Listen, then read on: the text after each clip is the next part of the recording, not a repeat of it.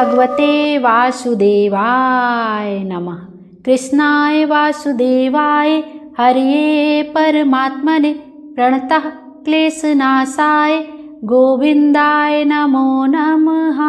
हरे कृष्ण। बोलिए सत्यनारायण भगवान की जय। आइए आज के वीडियो में हम सत्यनारायण भगवान की व्रत कथा का श्रवण करेंगे। सनातन धर्म में पूर्णिमा तिथि को बहुत ही महत्वपूर्ण माना जाता है। यह तिथि मुख्य रूप से भगवान विष्णु के पूजन के लिए समर्पित मानी जाती है।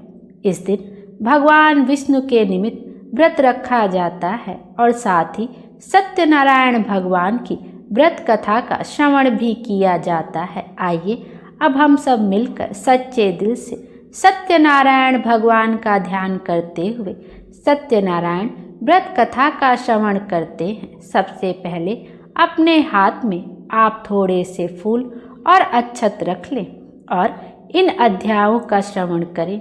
पहला अध्याय समाप्त होने पर आप अक्षत और फूल भगवान विष्णु के सम्मुख समर्पित कर दें। फिर थोड़ा सा अक्षत और पुष्प हाथ में लेकर दूसरे अध्याय का श्रवण करें। इस तरह से जितने भी अध्याय सुने अपने हाथ में फूल और अक्षत रखते जाएं, साथ ही साथ हुंकारा भी भरते जाएं। आइए अब हम सब सत्यनारायण भगवान की कथा का श्रवण करते हैं। श्री सत्यनारायण व्रत कथा पहला अध्याय। एक समय नैमिषारण्य तीर्थ में शौनक आदि 88,000 ऋषियों ने श्री सूत जी से पूछा, हे प्रभु, इस कलयुग में वेद विद्या रहित मनुष्यों को प्रभु भक्ति किस प्रकार मिलेगी तथा उनका उद्धार कैसे होगा। इसलिए हे मुनि, कोई ऐसा तप कहिए जिससे थोड़े समय में पुण्य प्राप्त होवे तथा मनवांछित फल मिले। वह कथा सुनने की हमारी इच्छा है। सर्वशास्त्र ज्ञाता श्री सूत जी बोले, हे वैष्णवों में पूज्य, आपने सबके प्राणियों के हित की बात पूछी है। अब मैं उस श्रेष्ठ व्रत को आप लोगों से कहूँगा जिस व्रत को नारद जी ने लक्ष्मी नारायण जी से पूछा था और लक्ष्मीपति ने मुनि श्रेष्ठ नारद से कहा था। सो ध्यान पूर्वक सुनो। एक समय योगी राज नारद जी दूसरों के हित की इच्छा से अनेक लोकों में घूमते हुए मृत्यु लोक में आ पहुँचे। यहाँ अनेक योनियों में जन्मे हुए प्रायः सभी मनुष्यों को अपने कर्मों द्वारा अनेकों दुखों से पीड़ित देखकर सोचा, किस यत्न के करने से निश्चय ही प्राणियों के दुखों का नाश हो सकेगा। ऐसा मन में सोचकर वह विष्णु लोक को गए। वहाँ श्वेत वर्ण और 4 भुजाओं वाले देवों के ईश नारायण को देखकर, जिनके हाथों में शंख चक्र गदा और पद्म थे तथा वरमाला पहने हुए थे, स्तुति करने लगे, हे भगवान, आप अत्यंत शक्ति से संपन्न हैं। मन तथा वाणी भी आपको नहीं पा सकती। आपका आदि मध्य अंत नहीं है। निर्गुण स्वरूप सृष्टि के आदिभूत व भक्तों के दुखों को नष्ट करने वाले हो, आपको नमस्कार है। नारद जी से इस प्रकार की स्तुति सुनकर विष्णु भगवान बोले, हे मुनि श्रेष्ठ, आपके मन में क्या है? आप किस काम के लिए यहाँ पर आए हैं? निःसंकोच होकर कहिए। तब नारद मुनि बोले, मृत्युलोक में सब मनुष्य जो अनेक योनियों में पैदा हुए हैं, अपने अपने कर्मों के द्वारा अनेक प्रकार के दुखों को भोग कर दुखी हो रहे हैं। हे नाथ, मुझ पर दया रखते हैं तो बतलाइए कि उन मनुष्यों के सब दुख थोड़े से ही प्रयत्न से कैसे दूर हो सकते हैं। श्री भगवान जी बोले, हे नारद, मनुष्यों की भलाई के लिए तुमने बहुत अच्छी बात पूछी है। जिस काम के करने से मनुष्य मोह से छूट जाता है वह मैं कहता हूँ, सुनो। बहुत पुण्य देने वाला स्वर्ग तथा मृत्युलोक दोनों में दुर्लभ एक उत्तम व्रत है। आज मैं प्रेमवश होकर तुमसे वह व्रत कहता हूँ। सत्यनारायण का यह व्रत अच्छी तरह विधि पूर्वक करके मनुष्य आयु पर्यंत यहाँ सुख भोग कर मरने पर मोक्ष को प्राप्त होता है। श्री भगवान के वचन सुनकर नारद मुनि बोले कि उस व्रत का फल क्या है, क्या विधान है और किसने यह व्रत किया है और किस दिन यह व्रत करना चाहिए, विस्तार से कहिए। भगवान बोले, दुख शोक आदि को दूर करने वाला, धन धान्य को बढ़ाने वाला, सौभाग्य तथा संतान को देने वाला यह व्रत सब स्थानों पर विजयी करने वाला है। भक्ति और श्रद्धा के साथ किसी भी दिन मनुष्य श्री सत्यनारायण की प्रातः काल के समय ब्राह्मणों और बंधुओं के साथ धर्मपरायण होकर पूजा करे। भक्ति भाव से नैवेद्य, केले का फल, घी, दूध और गेहूं का चूर्ण सवाया लेवे। गेहूं के अभाव में साठी का चूर्ण, शक्कर तथा गुड़ ले और सब भक्षण योग पदार्थ जमा करा के भगवान को अर्पण कर देवे तथा बंधुओं सहित ब्राह्मणों को भोजन करावें। तत्पश्चात स्वयं भोजन करें। नृत्य गीत आदि का आचरण कर सत्यनारायण भगवान का स्मरण करते हुए समय व्यतीत करें। इस तरह व्रत करने पर मनुष्यों की इच्छा निश्चय पूरी होती है। विशेषकर कली काल में भूमि पर यही मोक्ष का सरल उपाय है। पहला अध्याय यहीं पर समाप्त हुआ। बोलिए सत्यनारायण भगवान की जय। अब दूसरा अध्याय।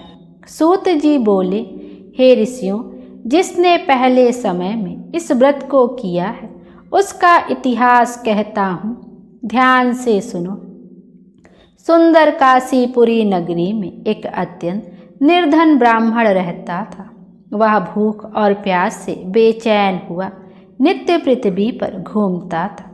ब्राह्मणों से प्रेम करने वाले भगवान ने ब्राह्मण को दुखी देखकर बूढ़े ब्राह्मण का रूप धर उसके पास जा आदर के साथ पूछा, हे विप्र, नित्य दुखी हुआ पृथ्वी पर क्यों घूमता है? हे श्रेष्ठ ब्राह्मण, यह सब मुझसे कहो, मैं सुनना चाहता हूँ।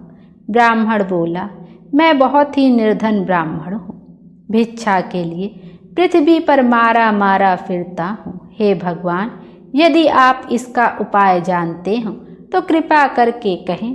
तब वृद्ध ब्राह्मण बोले कि सत्यनारायण भगवान मनवांछित फल देने वाले हैं, इसलिए हे ब्राह्मण, तू उनका पूजन कर जिसके करने से मनुष्य सब दुखों से मुक्त होता है।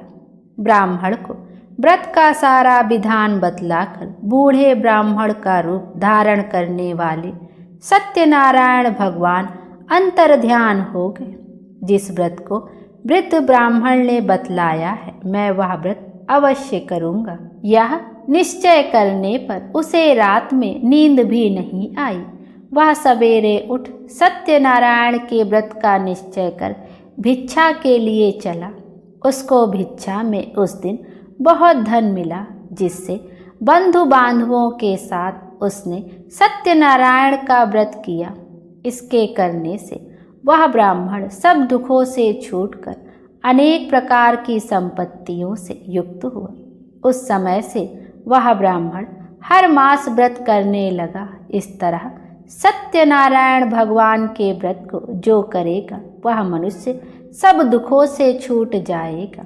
इस तरह नारद जी से नारायण का कहा हुआ यह व्रत मैंने तुमसे कहा। हे विप्र, मैं अब और क्या कहूँ? ऋषि बोले, हे मुनीश्वर, संसार में इस ब्राह्मण से सुनकर किस किस ने इस व्रत को किया, हम यह सब सुनना चाहते हैं। इसके लिए हमारे मन में बहुत श्रद्धा है। सूत जी बोले, हे मुनियों, जिस जिसने इस व्रत को किया है वह सब सुनो। एक समय एक ब्राह्मण धन और ऐश्वर्य के अनुसार बंधु बांधुओं के साथ व्रत करने को तैयार हुआ। उसी समय एक लकड़ी बेचने वाला बूढ़ा आदमी आया और बाहर लकड़ियों को रखकर ब्राह्मण के मकान में गया।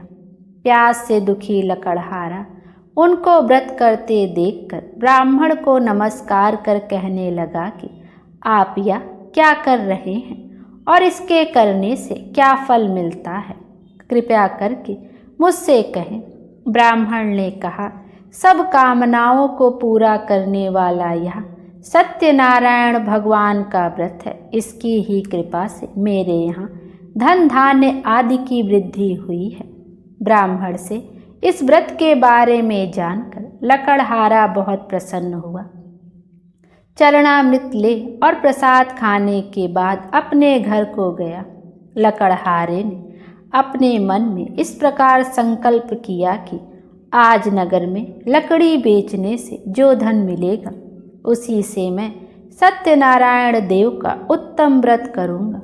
यह मन में विचार कर वह बूढ़ा आदमी लकड़ियाँ अपने सिर पर रखकर जिस नगर में धनवान लोग रहते थे वह ऐसे सुंदर नगर में गया। उस रोज वहाँ पर उसे उन लकड़ियों का दाम पहले दिनों से चौगुना मिला।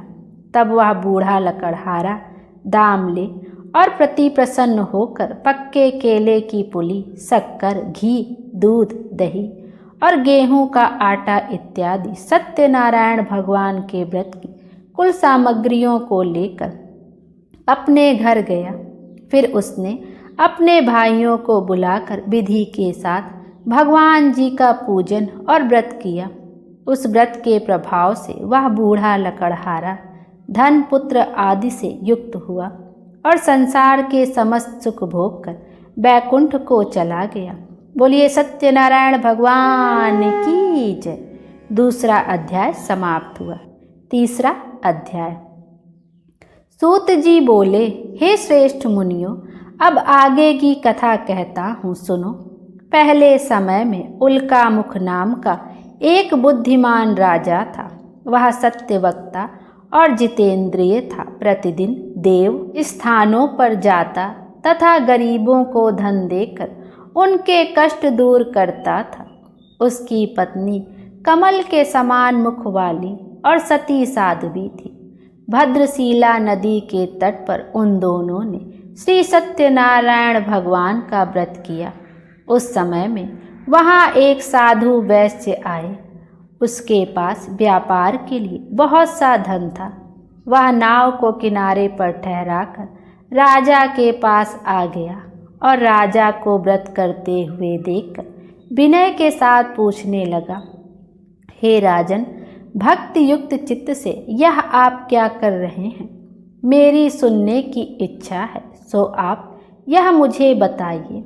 राजा बोले, हे साधु, अपने बांधवों के साथ पुत्र आदि की प्राप्ति के लिए यह महाशक्तिवान सत्यनारायण भगवान का व्रत व पूजन किया जा रहा है। राजा के वचन सुनकर साधु आदर से बोले, हे राजन, मुझसे इसका सब विधान कहो। मैं भी आपके कथानुसार इस व्रत को करूँगा।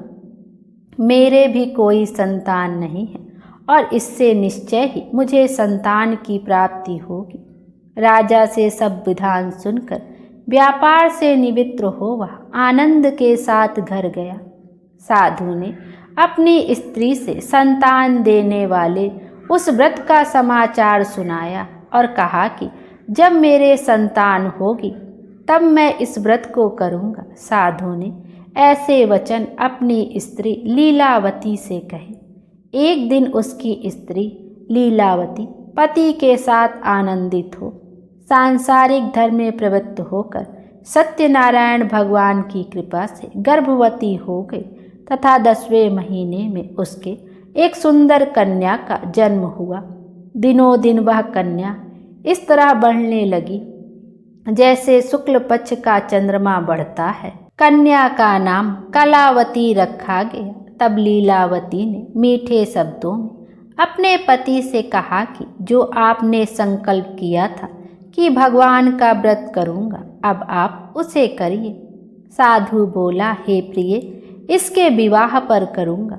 इस प्रकार अपनी पत्नी को आश्वासन दे वह नगर को गया। कलावती पितृगृह में वृद्धि को प्राप्त हो गई।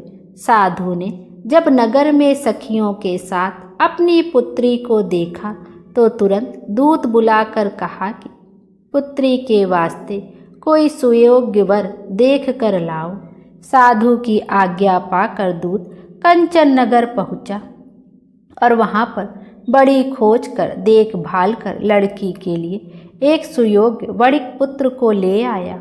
उस सुयोग्य लड़के को देखकर साधु ने अपने बंधु बांधवों सहित प्रसन्नचित्त अपनी पुत्री का विवाह उसके साथ कर दिया, किंतु दुर्भाग्य से विवाह के समय भी उस व्रत को करना भूल गया। तब श्री भगवान क्रोधित हो गए और श्राप दिया कि तुम्हें दारुण दुख प्राप्त होगा। अपने कार्य में कुशल साधु बनिया जमाता सहित समुद्र के समीप स्थित रतनपुर नगर में गया। वहाँ दोनों ससुर जमाई चंद्रकेतु राजा के उस नगर में व्यापार करने लगे। एक रोज भगवान सत्यनारायण की माया से प्रेरित कोई चोर राजा का धन चुराकर भागा जा रहा था, किंतु राजा के दूतों को आते देखकर चोर ने घबराकर भागते हुए राजा के धन को वहीं चुपचाप रख दिया जहां वो ससुर जमाई ठहरे हुए थे। जब दूतों ने उस साधु वैश्य के पास राजा के धन को रखा देखा तो वे दोनों को बांध कर ले गए और प्रसन्नता से दौड़ते हुए राजा के समीप जाकर बोले, यह दो चोर पकड़कर हम लाए हैं, कृपया आज्ञा दें। तब राजा की आज्ञा से उनको कठोर कारावास में डाल दिया गया और उनका सब धन छीन लिया गया। सत्यनारायण भगवान के श्राप द्वारा उनकी पत्नी भी घर पर बहुत दुखी हुई और घर पर जो धन रखा था चोर चुरा कर ले गए। शारीरिक व मानसिक पीड़ा तथा भूख प्यास से अति दुखित हो अन्न की चिंता में कलावती एक ब्राह्मण के घर गई। वहाँ उसने सत्यनारायण भगवान का व्रत होते हुए देखा, फिर कथा सुनी तथा प्रसाद ग्रहण कर रात को घर आई। माता ने कलावती से कहा, हे पुत्री, अब तक कहाँ रही व तेरे मन में क्या है? कलावती बोली, हे माता, एक ब्राह्मण के घर श्री सत्यनारायण भगवान का व्रत देखा है।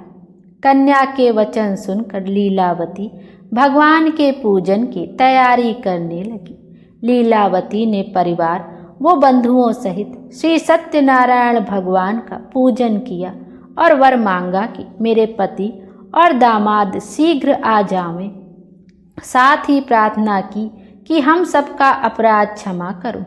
सत्यनारायण भगवान इस व्रत से संतुष्ट हो गए और राजा चंद्रकेतु को स्वप्न में दर्शन देकर कहा, हे राजन, दोनों वैश्यों को प्रातः ही छोड़ दो और उनका सब धन जो तुमने ग्रहण किया है दे दो, नहीं तो मैं तेरा धन, राज, पुत्र आदि सब नष्ट कर दूंगा। राजा से ऐसे वचन कहकर भगवान अंतर्ध्यान हो गए। प्रातःकाल राजा चंद्रकेतु ने सभा में अपना स्वप्न सुनाया। फिर दोनों वणिक पुत्रों को कैद से मुक्त कर सभा में बुलाया। दोनों ने आते ही राजा को नमस्कार किया। राजा मीठे वचनों से बोले, हे महानुभाव, भावीवश ऐसा कठिन दुख प्राप्त हुआ है, अब तुम्हें कोई भय नहीं। ऐसा कहकर राजा ने उनको नए नए वस्त्र आभूषण आदि पहनाए तथा उनका जितना धन लिया था उससे दुगना धन देकर आदर सहित विदा किया। दोनों वैश्य अपने घर को चल दिए। बोलिए सत्यनारायण भगवान की जय। तीसरा अध्याय यहीं पर समाप्त हुआ। चौथा अध्याय। सूत जी बोले, वैश्य ने मंगलाचार करके यात्रा आरंभ की और अपने नगर को चला। उनके थोड़ी दूर निकलने पर दंडी वेशधारी श्री सत्यनारायण जी ने उनसे पूछा, हे साधु, तेरी नाव में क्या है? अभिमानी वणिक हंसता हुआ बोला, हे दंडी, आप क्यों पूछते हो? क्या धन लेने की इच्छा है? मेरी नाव में तो बेल और पत्ते भरे हैं। वैश्य का कठोर वचन सुनकर भगवान ने कहा, तुम्हारा वचन सत्य हो। दंडी ऐसा कहकर वहाँ से दूर चले गए और कुछ दूर जाकर समुद्र के किनारे बैठ गए। दंडी के जाने पर वैश्य ने नृत्य किया करने के बाद नाव को ऊंची उठी देखकर अचंभा किया और नाव में बेल पत्ते आदि देखकर मूर्छित हो जमीन पर गिर पड़े। फिर मूर्छा खुलने पर अत्यंत शोक प्रकट करने लगे। तब उनका दामाद बोला कि आप शोक ना करें, यह सब दंडी का श्राप है, अतः उनकी शरण में चलना चाहिए, तभी हमारी मनोकामना पूरी होगी। दामाद के वचन सुनकर साधु वणिक दंडी के पास पहुंचा और अत्यंत भक्ति भाव से नमस्कार करके बोला, हे भगवान, आपकी माया से मोहित ब्रह्मा आदि भी आपके रूप को नहीं जानते, तब मैं अज्ञानी कैसे जान सकता हूँ। आप प्रसन्न होइए, मैं सामर्थ्य के अनुसार आपकी पूजा करूँगा, मेरी रक्षा करें और पहले के समान मेरी नौका में धन भर दें। उसके भक्ति युक्त वचन सुनकर भगवान प्रसन्न हो उसकी इच्छा अनुसार वर देकर अंतर ध्यान हो गए। तब उन्होंने नाव पर आकर देखा कि नाव धन से परिपूर्ण है। फिर वह भगवान सत्यनारायण का पूजन कर साथियों सहित अपने नगर को चला। जब अपने नगर के निकट पहुंचा तब दूत को घर भेजा। दूत ने साधु के घर जा उसकी स्त्री को नमस्कार कर कहा कि साधु अपने दामाद सहित इस नगर के समीप आ गए हैं। ऐसा वचन सुन साधु की स्त्री ने बड़े हर्ष के साथ सत्यदेव का पूजन कर पुत्री से कहा, मैं अपने पति के दर्शन को जाती हूँ, तू कार्य पूर्ण कर शीघ्र आना। माता के ऐसे वचन सुनकर कलावती प्रसाद छोड़कर पति के पास गई।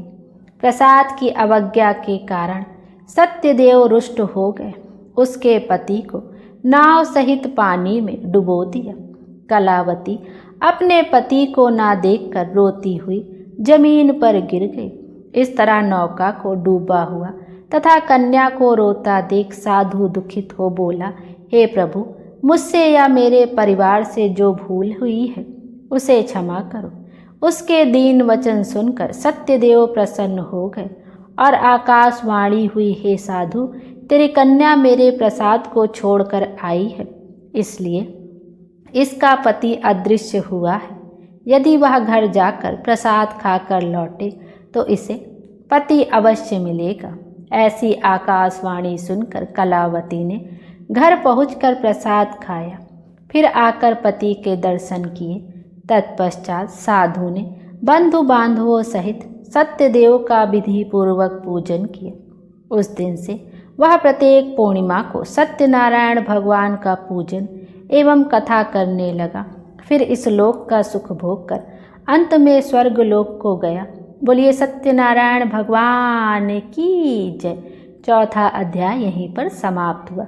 आइए अब 5वें अध्याय का श्रवण करते हैं। सूत जी बोले, हे ऋषियों, मैं और भी कथा कहता हूँ, सुनो। प्रजा पालन में लीन तुंगध्वज नाम का एक राजा था। उसने भी भगवान का प्रसाद त्याग कर बहुत दुख पाया। एक समय वन में जाकर वन्य पशुओं को मारकर बड़ के नीचे आया। वहाँ उसने ग्वालों को भक्ति भाव से बांधुओं सहित सत्यनारायण जी का पूजन करते देखा। राजा देखकर भी अभिमानवश वहाँ नहीं गया और ना नमस्कार ही किया। जब ग्वालों ने भगवान का प्रसाद उसके सामने रखा तो वह प्रसाद को त्याग कर अपनी सुंदर नगरी को चला। वहीं उसने अपना सब कुछ नष्ट हुआ पाया तो वह जान गया कि यह सब भगवान ने किया है। तब वह विश्वास कर ग्वालों के समीप गया और विधि पूर्वक पूजन कर प्रसाद खाया तो सत्यदेव की कृपा से पहले जैसा था वैसा ही हो गया। फिर दीर्घ काल तक सुख भोग कर मरने पर स्वर्गलोक को गया। जो मनुष्य इस परम दुर्लभ व्रत को करता है, भगवान की कृपा से उसे धन धान्य की प्राप्ति होती है तथा सब मनोरथ पूर्ण होकर अंत में वैकुंठ धाम को जाता है। जिन्होंने पहले इस व्रत को किया, अब उनके दूसरे जन्म की कथा कहता हूँ। वृद्ध शतानंद ब्राह्मण ने सुदामा का जन्म लेकर मोक्ष को पाया। उल्कामुख नाम का राजा दशरथ होकर बैकुंठ को प्राप्त हुआ। साधु नाम के वैश्य ने मूढ़ध्वज बनकर अपने पुत्र को आरे से चीरकर मोक्ष को प्राप्त किया। महाराज तुंगभज ने स्वयंभू होकर भगवान में भक्ति युक्त कर्म कर मोक्ष प्राप्त किया। बोलिए सत्यनारायण भगवान की जय। 5वां अध्याय समाप्त हुआ। यह थी सत्यनारायण भगवान की व्रत कथा। जो भी इस कथा को सच्चे दिल से श्रवण करता है भगवान उसके सभी मनोरथ पूर्ण करते हैं। आइए अब शरद पूर्णिमा की व्रत कथा का श्रवण करते हैं। पूर्णिमा व्रत कथा के अनुसार द्वापर युग में एक समय की बात है कि यशोदा जी ने कृष्ण से कहा, हे कृष्ण, तुम सारे संसार के उत्पन्न करता, पोषण तथा उसके संहार करता हो। आज कोई ऐसा व्रत मुझसे कहो जिसको करने से मृत्युलोक में स्त्रियों को विधवा होने का भय ना रहे तथा यह व्रत सभी मनुष्यों की मनोकामना पूर्ण करने वाला हो। श्री कृष्ण कहने लगे, हे माता, आपने अति सुंदर प्रश्न किया है। मैं आपसे ऐसे ही व्रत को सविस्तार कहता हूँ। सौभाग्य की प्राप्ति के लिए स्त्रियों को 32 पूर्णिमाओं का व्रत करना चाहिए। इस व्रत को करने से स्त्रियों को सौभाग्य संपत्ति मिलती है। यह व्रत अचल सौभाग्य को देने वाला और भगवान शंकर के प्रति मनुष्य मात्र की भक्ति को बढ़ाने वाला है।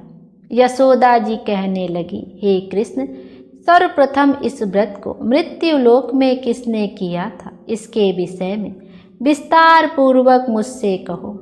श्री कृष्ण जी कहने लगे कि इस भूमंडल पर एक अत्यंत प्रसिद्ध राजा चंद्रहास से पालित अनेक प्रकार के रत्नों से परिपूर्ण कातिका नाम की एक नगरी थी। वहाँ धनेश्वर नाम का एक ब्राह्मण और उसकी स्त्री अति सुशील रूपवती थी। दोनों ही उस नगरी में बड़े प्रेम से साथ रहते थे। घर में धन धान्य आदि की कोई कमी नहीं थी। उनको बस एक ही दुख था कि उनके कोई संतान नहीं थी, जिस वजह से वह बहुत दुखी रहते थे। एक दिन एक बड़े तपस्वी योगी उस नगरी में आए। वह योगी बाकी सभी घरों से भिक्षा मांगकर भोजन किया करते थे, लेकिन उस ब्राह्मण के घर से भिक्षा कभी नहीं लिया करते थे। एक दिन योगी गंगा किनारे भिक्षा मांगकर प्रेम पूर्वक खा रहे थे कि धनेश्वर ने योगी को यह सब करते देख लिया। सब कार्य किसी प्रकार से देख लिया। अपनी भिक्षा अनादर से दुखी होकर धनेश्वर योगी से बोले, और सभी घरों से भिक्षा लेते हैं, परंतु मेरे घर की भिक्षा कभी भी नहीं लेते हैं, इसका क्या कारण है? योगी महाराज कहने लगे कि आपके धर्म हमें इस बात की आज्ञा नहीं देते हैं, क्योंकि अभी आप गृहस्थ जीवन में एक सुख से वंचित हैं। आपके घर संतान होने पर मैं आपके घर से भी भिक्षा स्वीकार कर लूँगा। उन्होंने कहा कि जिसे संतान नहीं है उसके घर से भिक्षा लेने से मेरे भी पतित हो जाने का भय है। धनेश्वर यह सब बात सुनकर बहुत दुखी हुआ और हाथ जोड़कर योगी के पैरों पर गिर पड़ा तथा दुखी मन से कहने लगा कि आप मुझे संतान प्राप्ति का कोई उपाय बतलाएं। आप सर्वज्ञ हैं, मुझ पर अवश्य ही यह कृपा कीजिए। धन की मेरे घर में कोई कमी नहीं है, लेकिन मैं संतान न होने के कारण अत्यंत दुखी हूँ। आप मेरे इस दुख का हरण कीजिए। यह सुनकर योगी महाराज कहने लगे कि तुम माँ चंडी की आराधना करो। घर पहुंचकर उन्होंने यह सारी बात अपनी पत्नी को बताई और खुद वन में चले गए। वन में पहुंचकर उसने माँ चंडी की आराधना की और उपवास किया। माँ चंडी ने 16वें दिन उनको स्वप्न में दर्शन दिया और कहा कि हे धनेश्वर, जा तेरा पुत्र होगा, लेकिन उसकी आयु सिर्फ 16 वर्ष की होगी। 16 वर्ष की आयु में ही उसकी मृत्यु हो जाएगी। अगर तुम दोनों स्त्री और पुरुष 32 पूर्णिमाओं को व्रत करोगे तो वह दीर्घ आयु हो जाएगा। जितनी तुम्हारी सामर्थ्य हो उतने आटे के दिए जलाकर शिव जी की पूजा करना, लेकिन पूर्णमासी 32 ही होनी चाहिए। सुबह होते ही तुम्हें इस स्थान के पास एक आम का पेड़ दिखाई देगा। उस पर चढ़कर एक फल तोड़कर अपने घर चले जाना। अपनी स्त्री को इस बारे में बताना। सुबह स्नान होने के बाद वह स्वच्छ होकर शंकर जी का ध्यान करके उस फल को खा ले। तब शंकर भगवान की कृपा से उसको गर्भ हो जाएगा। जब ब्राह्मण सुबह उठा तो उसे उस स्थान पर एक आम का पेड़ दिखाई दिया और वह उससे फल तोड़ने को चढ़ा, लेकिन वह पेड़ पर चढ़ नहीं पा रहा था। यह देखकर उसे बड़ी चिंता हुई। उसने भगवान गणेश की उपासना की और कहा, हे दयानिधि, अपने भक्तों के विघ्नों का नाश करके उनके मंगल कार्य को करने वाले, दुष्ट का नाश करने वाले, रिद्धि सिद्धि देने वाले, आप मुझे इतना बल दें कि मैं अपनी मनोकामना पूरी कर सकूं। इसके बाद वह पेड़ से फल तोड़कर अपनी पत्नी के पास पहुंचा। उसकी पत्नी ने अपने पति के कहे अनुसार उस फल को खा लिया और वह भगवान शंकर की कृपा से गर्भवती हो गई। देवी की कृपा से उसे बहुत सुंदर पुत्र पैदा हुआ। उसका नाम उन्होंने देवी दास रखा। माता पिता के हर्ष और शोक के साथ वह बालक बढ़ने लगा। भगवान की कृपा से बालक बहुत ही सुंदर था, सुशील और पढ़ाई लिखाई में भी बहुत ही निपुण था। दुर्गा जी के कथानुसार उसकी माता ने 32 पूर्णिमाओं का व्रत रखा। जैसे ही 16वां वर्ष लगा, दोनों पति पत्नी बहुत दुखी हुए, कहीं उनके पुत्र की मृत्यु ना हो जाए। उन्होंने सोचा कि अगर उनके सामने यह सब हुआ तो वह कैसे देख पाएंगे। तभी उन्होंने देवी दास के मामा को बुलाया और 1 वर्ष के लिए देवी दास को काशी में पढ़ने के लिए भेज दिया। 1 वर्ष के बाद उसे वापस लेकर आना। देवी दास अपने मामा के साथ एक घोड़े पर सवार होकर चल दिया। उसके मामा को यह बात पता नहीं थी। दोनों पति पत्नी ने अपने 32 पूर्णमासी का व्रत पूरा किया। दूसरी तरफ मामा और भांजा दोनों रात गुजारने के लिए रास्ते में एक गांव में रुके। उस दिन उस गांव में ब्राह्मण की कन्या का विवाह होने वाला था। जिस धर्मशाला में वर और बारात के बाकी लोग रुके हुए थे, उसी धर्मशाला में देवी दास और उसका मामा ठहर गए। उधर कन्या को तेल आदि चढ़ाने के बाद जब लग्न का समय आया तो वर की तबीयत खराब हो गई। वर के पिता ने अपने परिवार वालों से विचार विमर्श करके कहा कि यह देवी दास मेरे पुत्र जैसा ही है, मैं इसके साथ लगन करा दूं और बाद में बाकी सारे काम मेरे बेटे के साथ पूर्ण हो जाएंगे। ऐसा कहने के बाद वर के पिता देवी दास को मांगने के लिए उसके मामा के पास गए और उन्हें सारी बात बताई। मामा ने कहा कि कन्यादान में जो कुछ भी मिलेगा वह हमें दे दिया जाए। वर के पिता ने यह बात स्वीकार कर ली।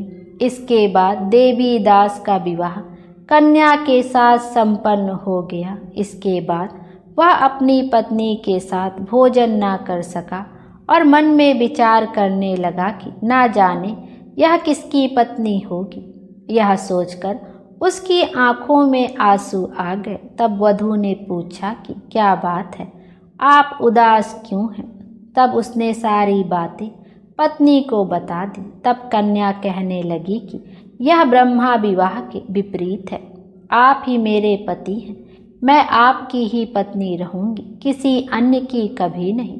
तब देवीदास ने कहा, ऐसा मत करिए, क्योंकि मेरी आयु बहुत कम है, मेरे बाद आपका क्या होगा। लेकिन उसकी पत्नी नहीं मानी और बोली, स्वामी आप भोजन कीजिए। दोनों रात में सोने के लिए चले गए।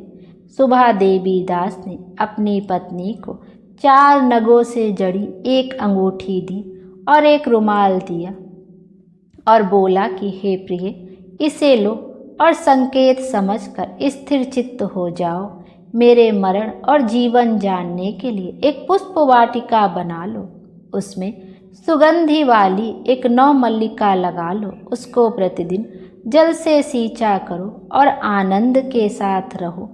जिस समय और जिस दिन मेरा प्राणांत होगा उस दिन यह फूल सूख जाएंगे। जब यह फिर से हरे भरे हो जाएं तो जान लेना कि मैं जीवित हूँ। यह समझाकर वह वहाँ से चला गया। इसके बाद जब वर और बाकी बाराती मंडप में आए तो कन्या ने उसे देखकर कहा कि यह मेरा पति नहीं है, मेरे पति वह हैं जिनके साथ रात में मेरा विवाह हुआ है, इसके साथ मेरा विवाह नहीं हुआ है। अगर यह वही हैं तो यह बताएं कि मैंने इनको क्या दिया है और साथ ही कन्यादान के समय जो आभूषण मिले हैं इन्हें यह दिखाएं। कन्या की ये सारी बातें सुनकर वह कहने लगा कि मैं यह सब नहीं जानता। इसके बाद सारी बारात भी अपमानित होकर लौट गई। भगवान कृष्ण बोले, हे माता, इस प्रकार देवीदास काशी चला गया। कुछ समय जब बीत गया तो एक सर्प उसको डसने के लिए वहां आया, लेकिन वह उसको काट नहीं पाया, क्योंकि उसकी माता ने पहले ही 32 पूर्णिमा का व्रत कर लिया था। इसके बाद खुद काल वहां पहुंचा।